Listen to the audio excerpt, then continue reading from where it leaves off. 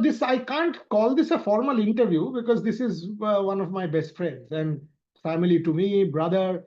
So Deep and I, in the afternoon, I messaged him saying, "Are you free?" Within what lightning speed, he responded saying, "Yes, let's do it."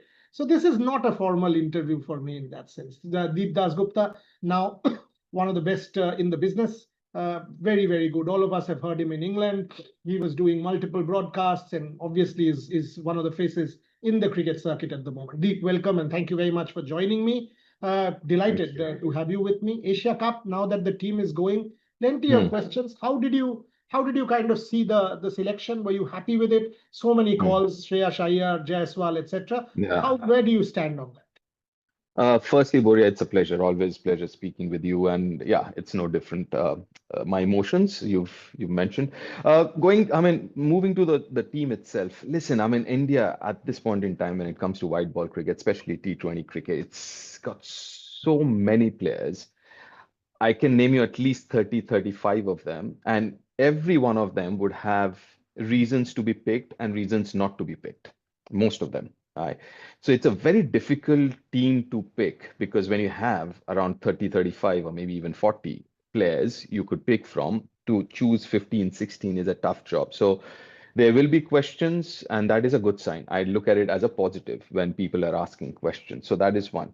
Was I happy with the selection? I think yes. Not too many questions as far as I'm concerned, because when I look at T20 cricket, and especially when I look at the riches that India's got in this format, you're looking at roles, you're looking at defining roles, and then picking teams based on the roles rather than the other way around, rather than looking at names and trying to fit them into some role. So this is how I look at T20 cricket, and especially picking the Indian side.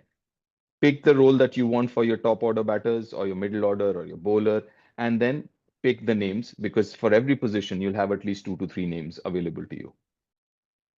Shubman Gill, everyone's talking about him as possible all-format captain, now brought back as Yeah. vice captain. For me, absolute gun player. I've got no problems Yeah. with that.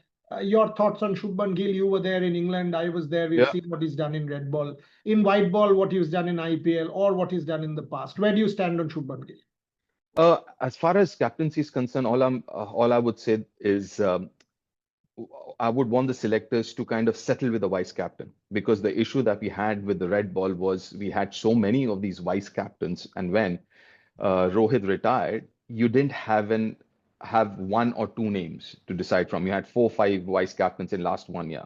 But what I would want to see, if you've picked Shubman Gill as a vice captain, stick with him, and then he becomes the year apparent, so he's the next guy in.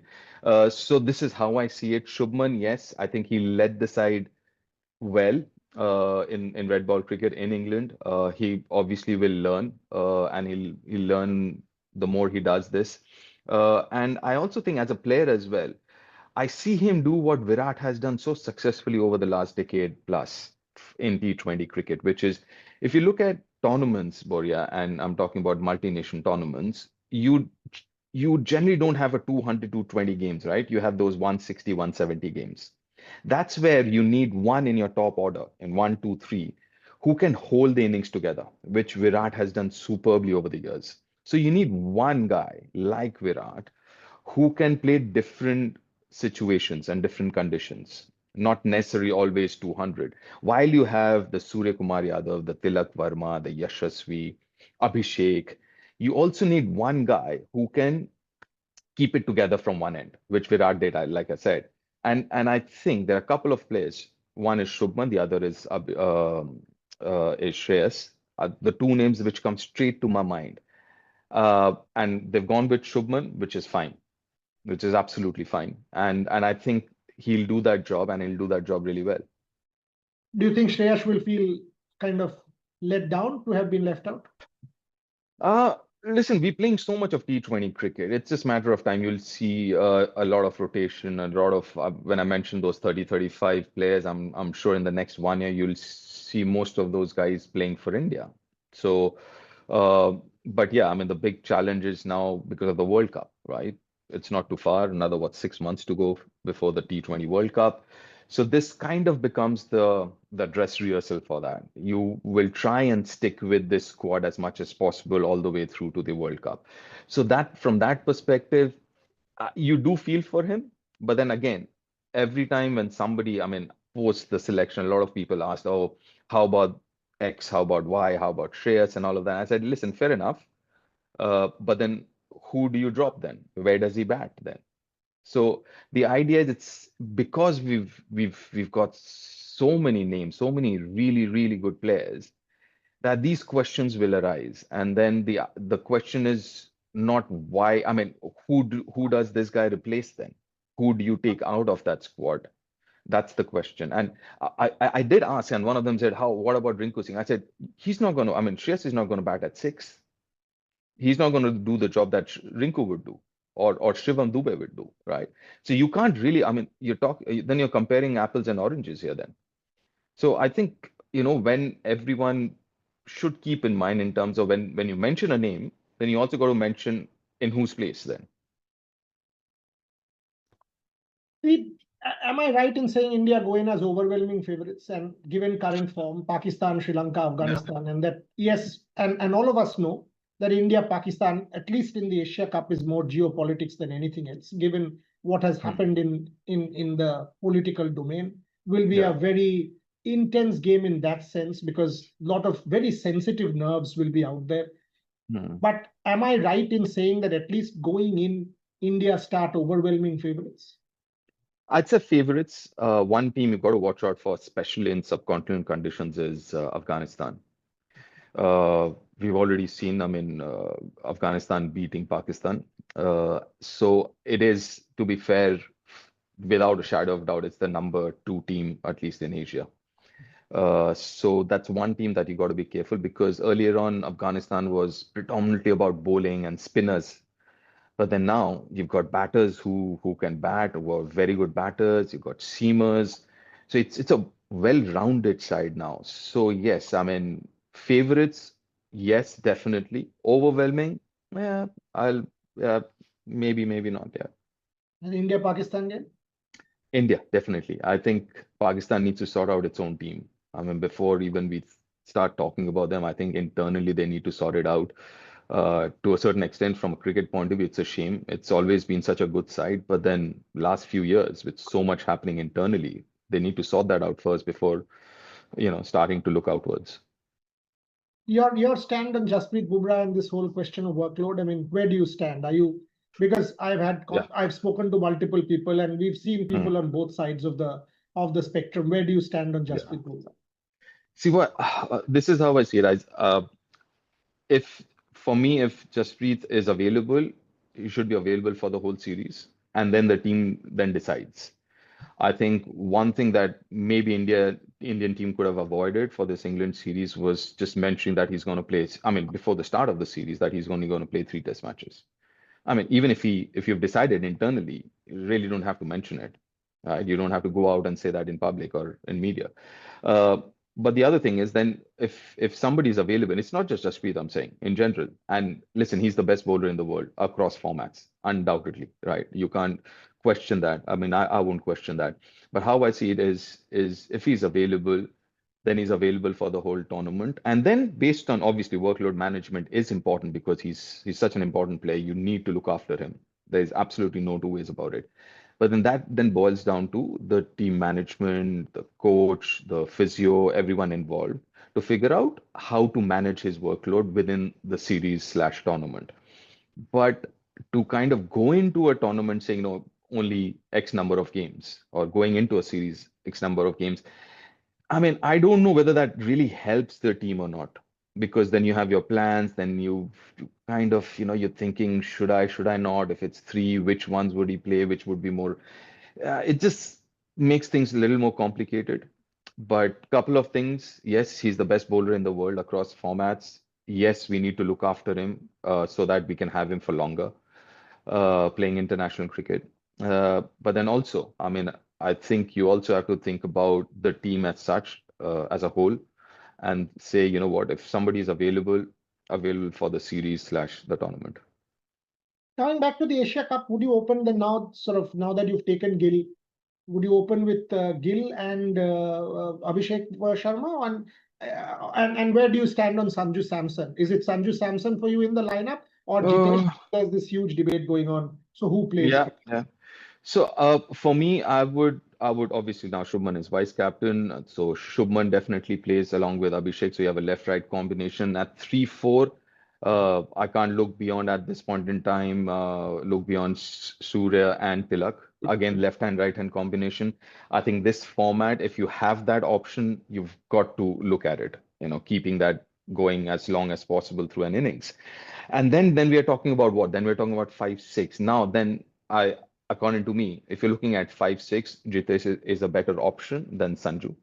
If Sanju, you can't make a place for Sanju in the top three, then it becomes a little difficult. So if it comes down to 5-6-7, I think I'm going to pick Jitesh over Sanju.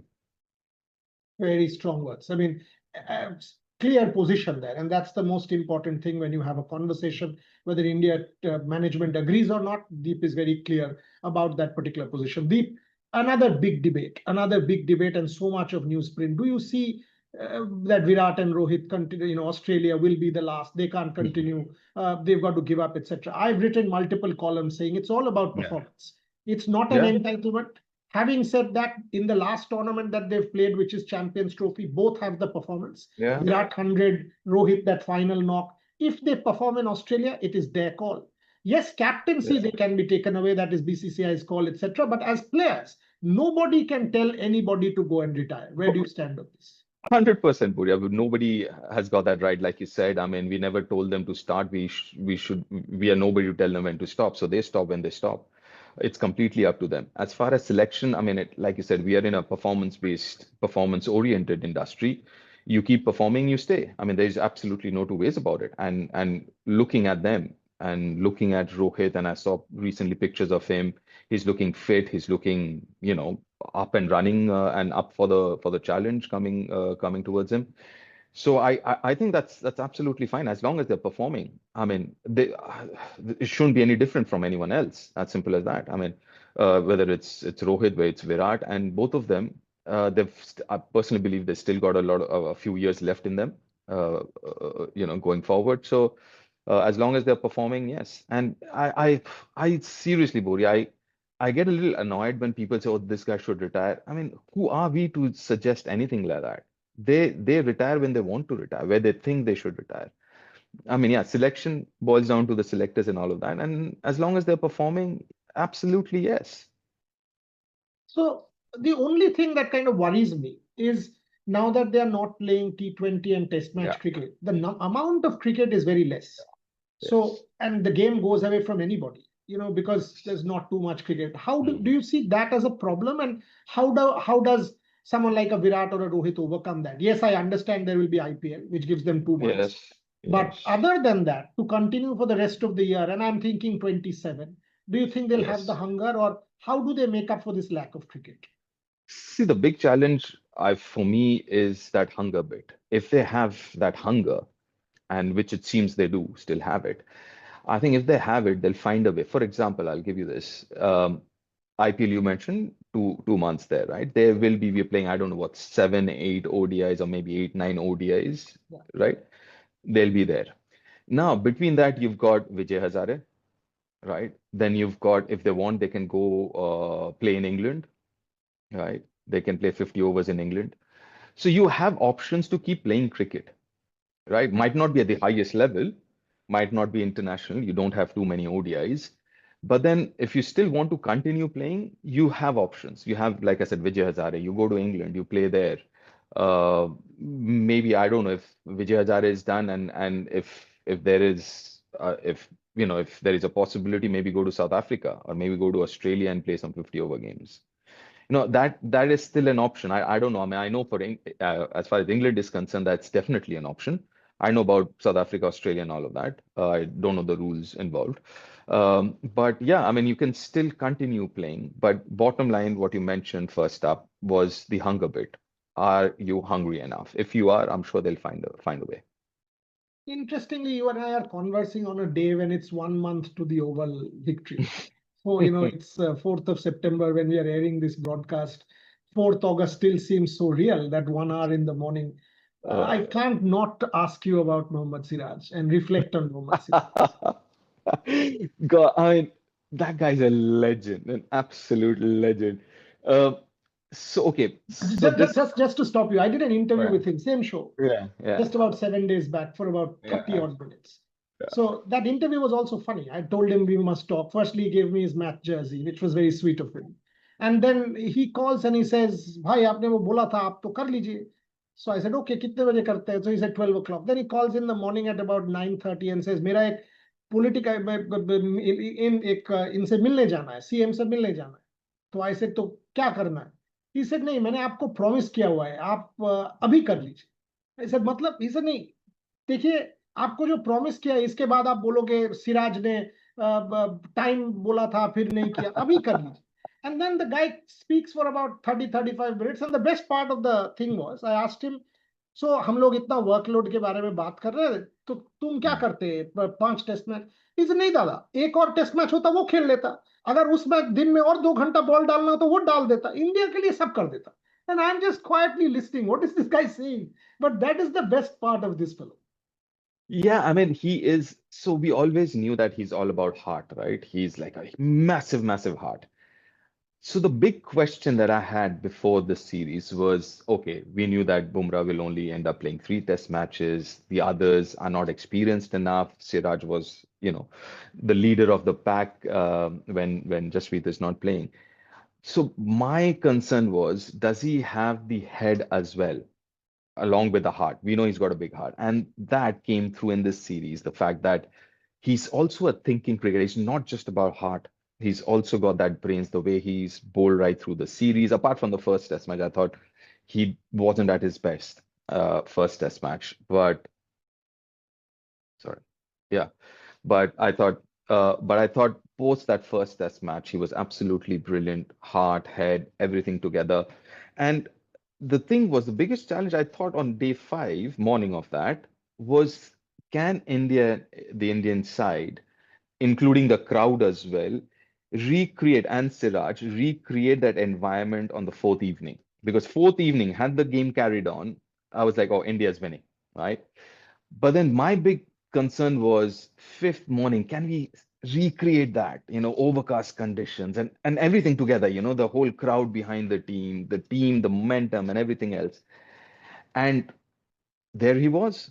First over that he bowled, got Jamie Smith out, what third ball, if I'm not wrong, of the over, got behind. And he's he and it's so when you're going, right? When you're bowling, you've bowled, even though you're tired, but you're up for it. But then when you go back to your room, you sleep, you wake up in the morning really stiff. But just to see him coming and running in as hard as he was on the fourth evening was absolutely brilliant. And like I said, always knew he had a huge heart, skill wise, yes, as well. But then the way he kind of used his brains and just tells me that he's such a matured bowler now. Last question, Gautam Gambhir. Not the best start, but a lovely turnaround. England white ball Yeah. in the Test series. We've seen a solid turnaround. Now, obviously, this is the format Asia Cup white ball cricket. How do you see Yeah. Gautam Gambhir as India coach? So how I see is, okay, this team is going through a transition period. Okay, I don't think the transition, and for me, again, the transition period would have 2 phases. First one is the earlier generation leaving. Then next one is you kind of creating a new side for the future.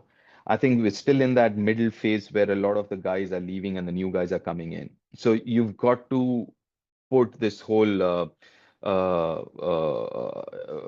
Gautam's stint so far in that context and saying, you know what, you've got to be a little more patient, not just with Gautam, with the team as well, with the players as well, because I think another 6, 8 months, I think this team, whether it's white ball, red ball, you'll have a better idea of where the team is, better idea of how the coaches performed. I think it's a little too early, keeping in mind that Indian team's going through a transition, to kind of to say anything about Gautam. Like you said, I think he's done a good job. I think in England did a good job.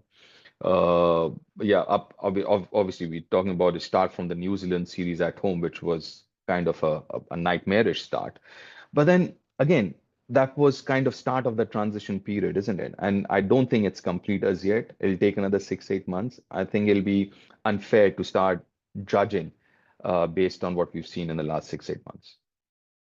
Clear-cut answers, candid, opinionated. That's what Deep Dasgupta's commentary now is all about. And that's also evolution. If you go back several years, and he and I have had many conversations on this, and I will now say that this evolution is striking to becoming one of the best in the business. Absolute pleasure. Absolute pleasure chatting with you, Deep, and speaking to you, and look forward to having you back in Kolkata at home when you come and commentate for that South Africa match, and catch up with you in Ahmedabad, if not in Dubai. But again, you've evolved as well, just like proper 18-year-old whiskey. So well done. Thank you, and many congratulations, and look forward to catching up more. Thank you so much. Thank you for having me.